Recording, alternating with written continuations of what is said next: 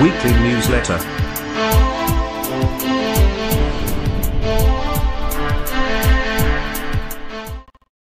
Happy and Holy New Year. Welcome to Magnificat TV News, where we are dedicated to offering the news of the Church. Today is Wednesday, January 3rd, 2018. Pope Francis' messages for Christmas and the Day of Prayer for Peace on January 1st is dedicated to migrants and refugees.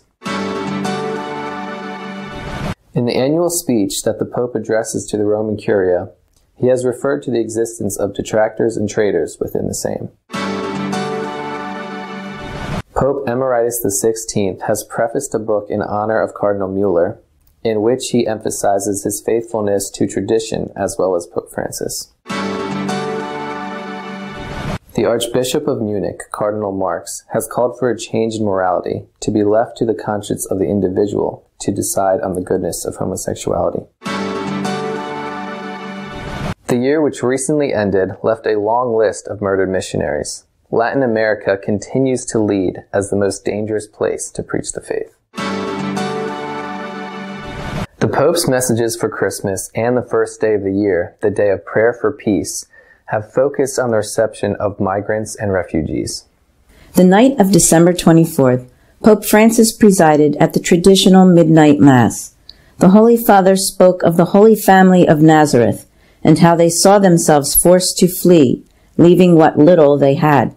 And he compared that to the current situation of thousands of families around the world. Pope Francis recalled that currently we see the tracks of entire families who today see themselves forced to leave, as well as the millions of people who do not choose to leave, but who are forced to part from their loved ones, who are driven from their land. He invited the faithful to recognize God present in all situations in which we thought he was absent, since he is in the indiscreet visitor, so many times unrecognizable, who walks through our cities, in our neighborhoods, traveling on our subways, knocking at our doors. He gave a similar message before the Urbi et Orbi blessing on the morning of Christmas Day. May our hearts not be closed like the houses of Bethlehem, he said, recalling that Jesus knows well the pain of not being welcomed and how hard it is not to have a place to lay one's head. Along the same line was the message for the World Day of Prayer for Peace, which is held on January 1st. This year it was entitled, Migrants and Refugees, Men and Women in Search of Peace. Traitors and detractors within the Vatican. That is what the Pope has denounced in his annual speech to the Roman Curia on Christmas. The Pope has delivered his customary Christmas address to the Roman Curia, asking that Christmas make us open our eyes and abandon what is superfluous, false, malicious, and deceitful, and to see what is essential, true, good, and authentic. The Holy Father encouraged rising above the unbalanced and debased mindset of plots and cliques that actually represent a cancer that also seeps into ecclesiastical bodies as such, and in particular, the people working in them. Pope Francis warned of the danger of those who betray trust, or of those who take advantage of the Church's motherhood, that is to say, the people who have been carefully chosen to give greater vigor to the body and to the reform. These people, the Pope went on to say, let themselves be corrupted by ambition or vainglory, and when they are quietly sidelined, they wrongly declare themselves to be martyrs of the system, of the uninformed Pope, of the old guard, instead of intoning the mea culpa. Benedict XVI honored Cardinal Mueller, thanking him for his defense of tradition as well as his loyalty to Pope Francis.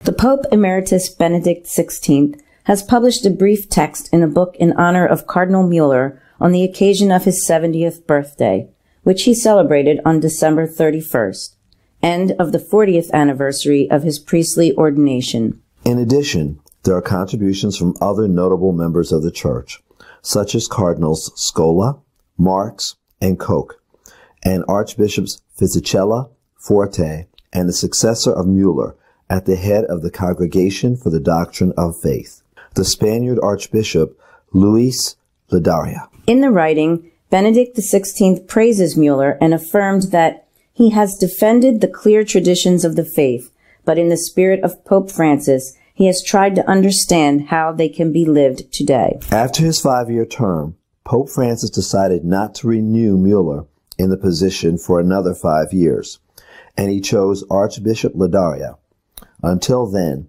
the secretary of the dicastery, as his successor. In the greeting, Benedict XVI recalls that it was Blessed Paul VI who wanted all of the high positions in the Vatican to be appointed for just 5 years. For Cardinal Marx, condemning homosexuality as a sin is a rigorism that must be given up to make way for respect for one's conscience. The Cardinal and Archbishop of Munich, Reinhard Marx, has proposed a new approach to sexual morality in the Church, which is opposed to blind rigorism. For Marx, it was wrong to say from the outside that someone is in a state of mortal sin, and that also applies to the evaluation of homosexuality. Without looking at the conscience of the individual, without looking at their reality, their particular circumstances, an evaluation of their behavior is not possible, explains the chairman of the German Episcopal Conference in an interview in the January edition of the monthly magazine Herder. It is not enough to say that one knows on one's own what is good for them, writes Marx. Of course, this also deals with the responsibility of the gospel and of all of the Church's teaching. But then there must be respect for the decision that one freely makes. Latin America ranks another year in the lead of the continents with the most missionary deaths. The numbers confirm the risk of evangelization.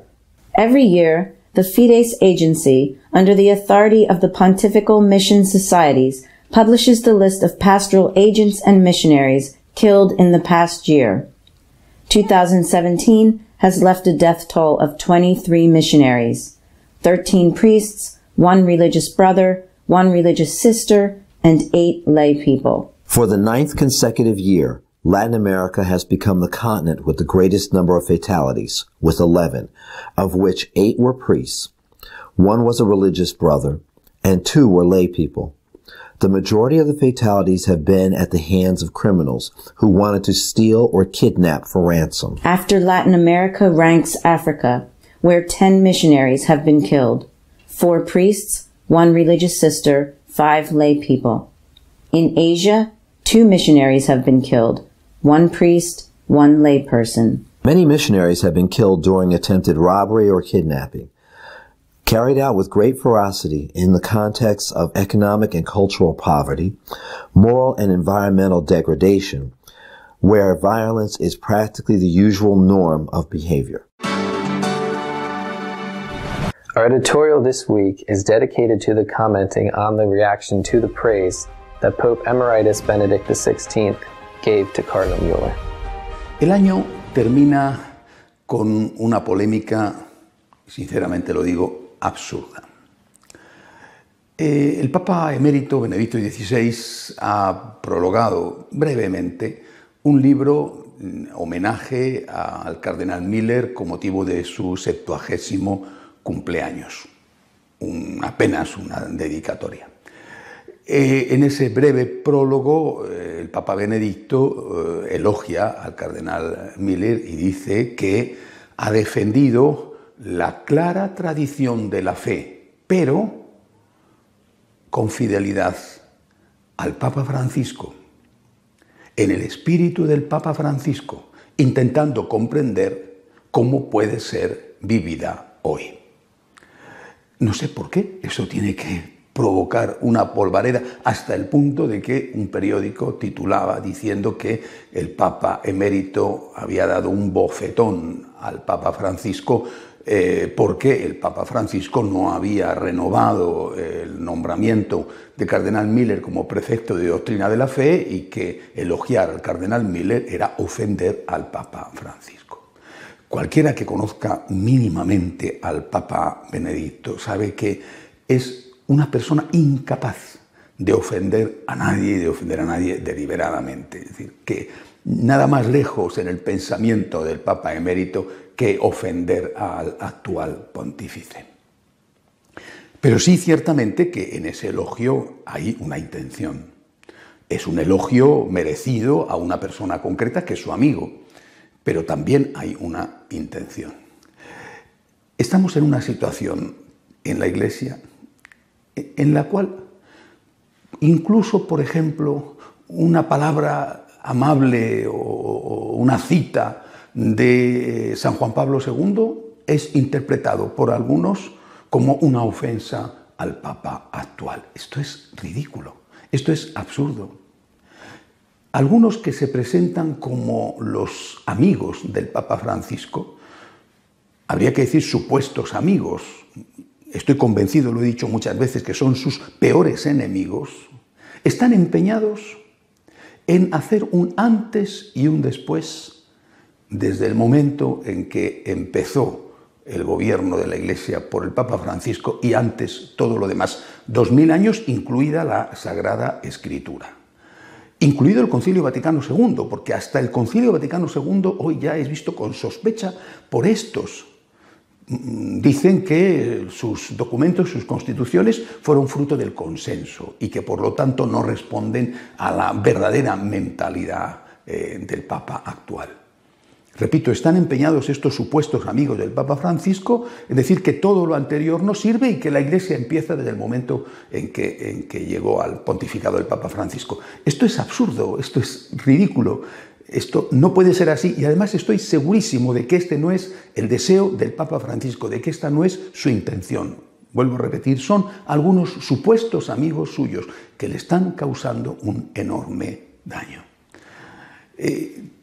Lo que el Papa Benedicto ha buscado siempre, hay que recordar aquel memorable discurso a la curia romana, y lo que ahora con este sencillo elogio al cardenal Miller vuelve a poner de manifiesto, es la necesidad de la continuidad en la Iglesia.